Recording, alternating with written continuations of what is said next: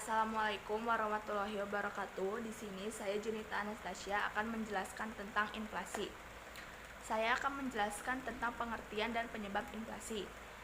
Nah, inflasi merupakan fenomena ekonomi yang selalu menarik untuk dibahas berkaitan dengan dampaknya yang luas terhadap perekonomian. Pengetahuan mengenai penyebab, dampak inflasi, dan cara mengatasinya menjadi sangat penting untuk dipelajari. Yang pertama ada pengertian inflasi.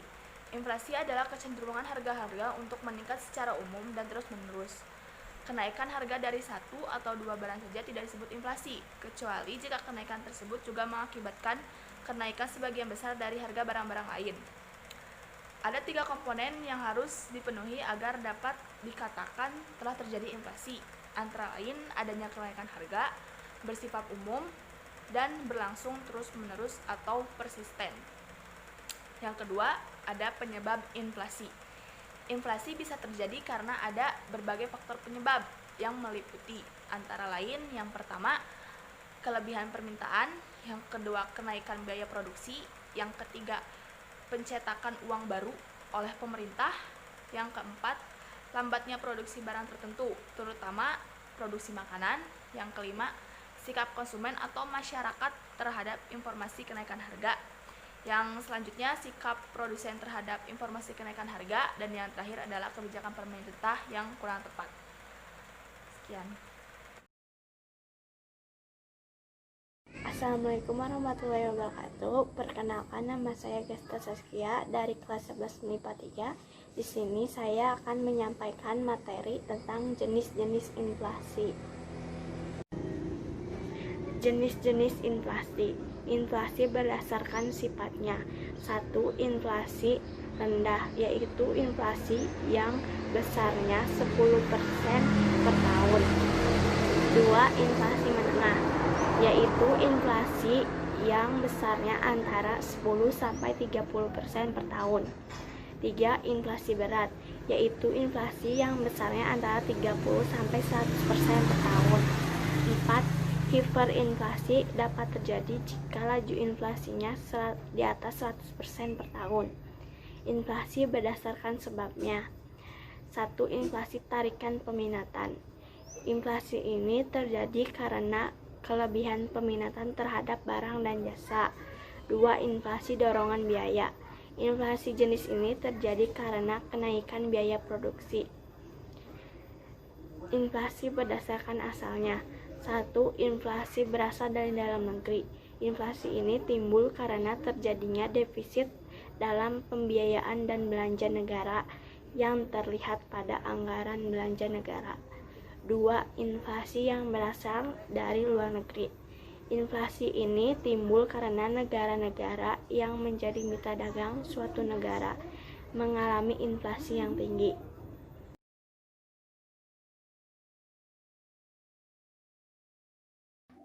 Perkenalkan, nama saya Silvanianza Febrianita Nurofik. Saya dari kelas 11 MIPA 3. Di sini saya akan menyampaikan materi tentang indeks harga, yaitu pengertian dan jenis-jenis indeks harga. Indeks harga adalah suatu ukuran statistik yang menyatakan perubahan harga yang terjadi dari satu periode ke periode berikutnya. Biasanya, indeks harga ditetapkan atas hasil pengumpulan data oleh Badan Pusat Statistik atau BPS. Jenis-jenis indeks harga. Yang pertama, indeks harga konsumen atau IHK. IHK merupakan suatu ukuran statistik yang dapat menunjukkan perubahan-perubahan pada harga komoditas dan jumlah barang. Indeks harga produsen atau IHP. IHP yaitu indeks harga yang mengukur perubahan harga yang terjadi pada bahan mentah dan barang jadi di pasar-pasar primer. Yang ketiga, indeks harga yang diterima dan dibayar petani. Indeks harga yang diterima petani yaitu indeks harga yang mengukur perubahan harga yang diterima petani atas penjualan hasil produksi pertaniannya. Sedangkan indeks harga yang dibayar petani yaitu indeks harga yang mengukur perubahan harga yang dibayar petani atas barang atau jasa yang dibutuhkan petani untuk konsumsi ataupun produksi pertaniannya. Yang terakhir, indeks implisit. Indeks implisit merupakan metode pembanding yang membandingkan antara pertumbuhan ekonomi dalam kajian nominal dengan pertumbuhan ekonomi yang bersifat real. Assalamualaikum warahmatullahi wabarakatuh. Perkenalkan, nama saya Anis Azza Atifah dari kelas 11 MIPA 3. Di sini saya akan menjelaskan tentang peranan indeks harga serta cara menghitung indeks harga.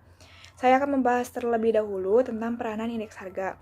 Peranan indeks harga yang pertama yaitu untuk menentukan kebijakan ekonomi seperti kebijakan fiskal dan kebijakan moneter. Yang kedua, untuk mengatur kebijakan penentuan harga agar harga yang ditentukan tidak menyebabkan kerugian bagi konsumen ataupun produsen. Yang ketiga yaitu alat untuk mengukur tingkat kemajuan ekonomi. Yang keempat, indeks harga digunakan sebagai alat untuk menyelidiki faktor-faktor yang mendorong atau yang menghambat kemajuan ekonomi. Yang kelima, indeks harga dapat dipakai para pedagang dalam menentukan harga jual produk. Yang keenam, indeks harga konsumen dapat digunakan sebagai dasar penentuan jumlah gaji atau upah karyawan. Yang terakhir, indeks harga yang diterima dan dibayar petani mampu memberikan gambaran mengenai tingkat kemakmuran petani. Setelah itu, saya akan membahas tentang rumus penghitungan indeks harga.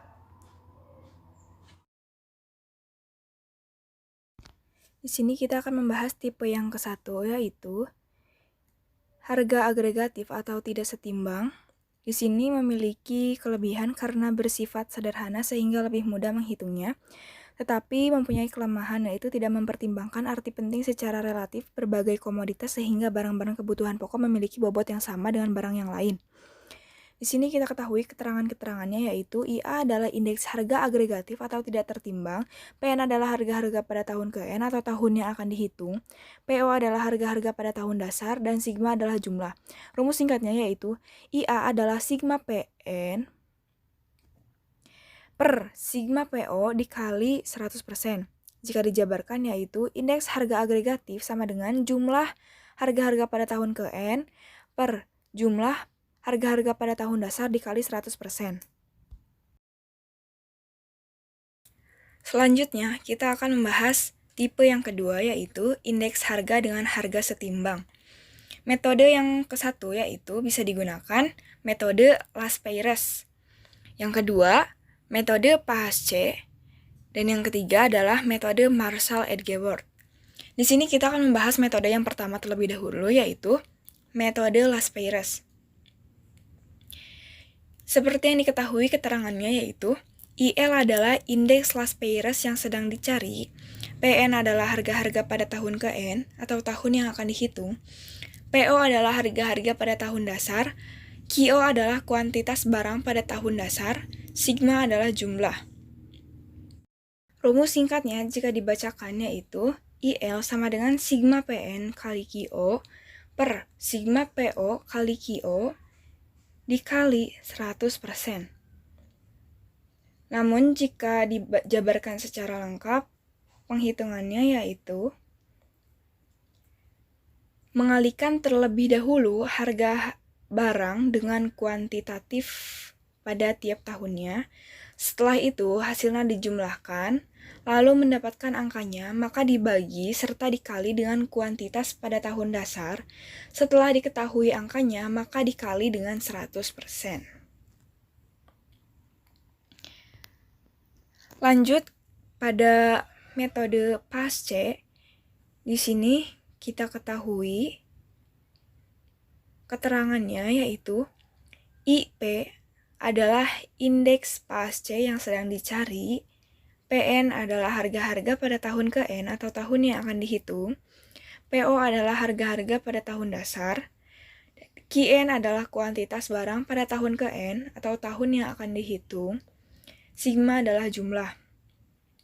Rumus singkatnya yaitu IP sama dengan sigma PN kali QN per sigma PO kali QN dikali 100%. Jika dijabarkan, yaitu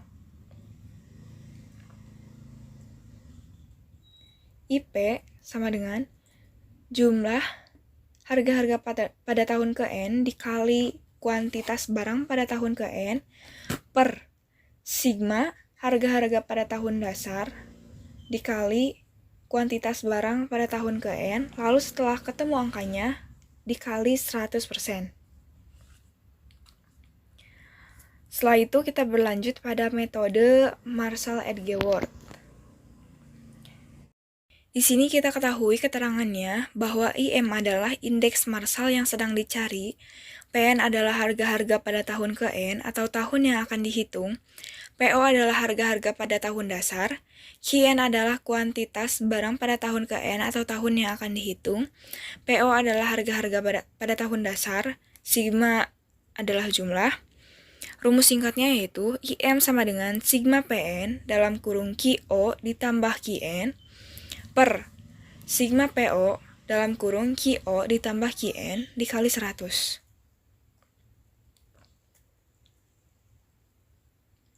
Metode ini menghitung dengan cara menggabungkan jumlah tahun dasar dengan jumlah tahun berjalan. Setelah itu, langsung dikalikan dengan harga pada tahun dasar atau harga pada tahun berjalan. Dan sama saja pada akhirnya itu dikalikan dengan 100%.